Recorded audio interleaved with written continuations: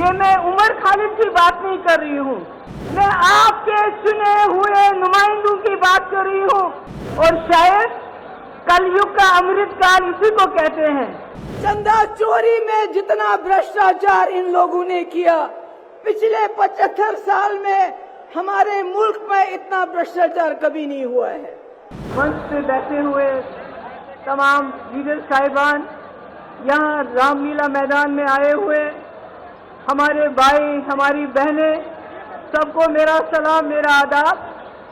आज देश बहुत मुश्किल हालात से गुजर रहा है। ऐसा हाल है, न कोई वकील, न कोई दलील, न कोई कार्रवाई और सीधे जेल।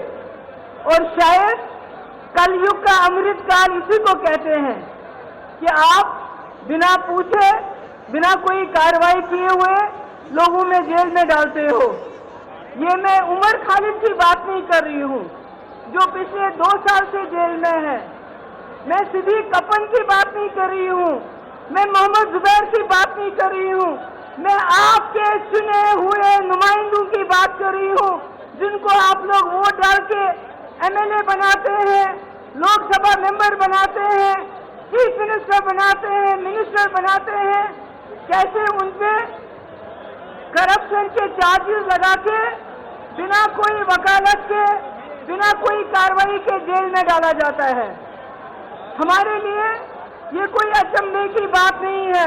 हमने जम्मू कश्मीर में पिछले 5 साल से यही देखा है।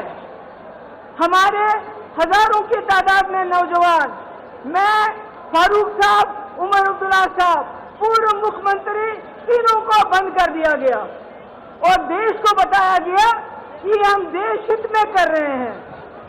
जब आप संविधान का उल्लंघन करते हैं, जब आप कानून का उल्लंघन करते हैं, वो देशभक्ति नहीं, देशद्रोही होता है।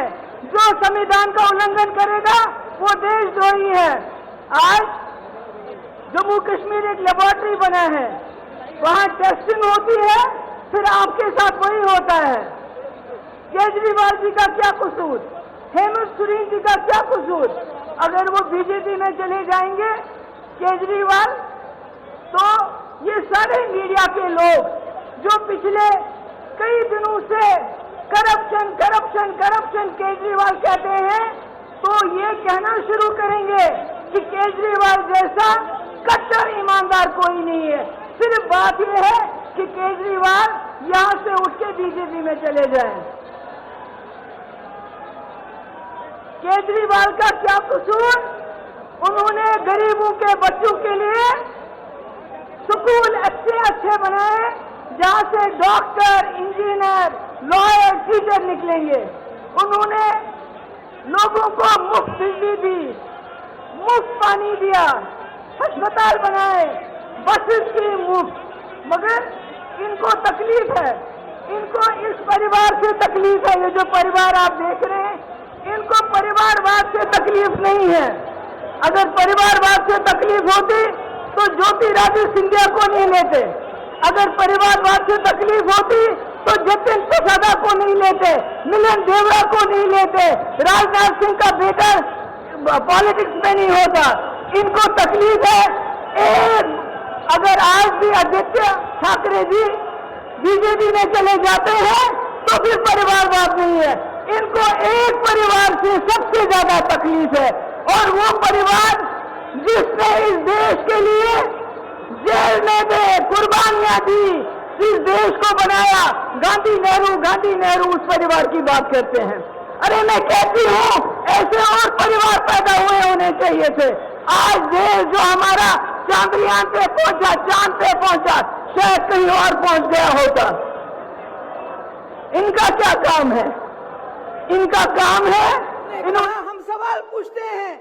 आपने कहा 2 करोड़ नौकरियां देंगे, नौकरियां नहीं दी, बल्कि यहाँ के नौजवानों के हाथों में लाठी दी, जबान पे नारा दिया, कभी देश का कभी धर्म का, बोला जाओ मारो, लिंच करो, शक्ल देखो, क्या खाता है, क्या पहनता है, दाढ़ी कितनी लंबी है।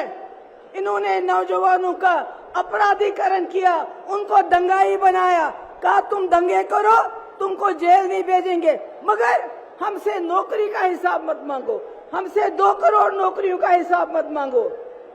इन्होंने भ्रष्टाचार का इल्जाम हम पे लगाया। अरे चंदा चोरी में जितना भ्रष्टाचार इन लोगों ने किया, पिछले 75 साल में हमारे मुल्क में इतना भ्रष्टाचार कभी नहीं हुआ है।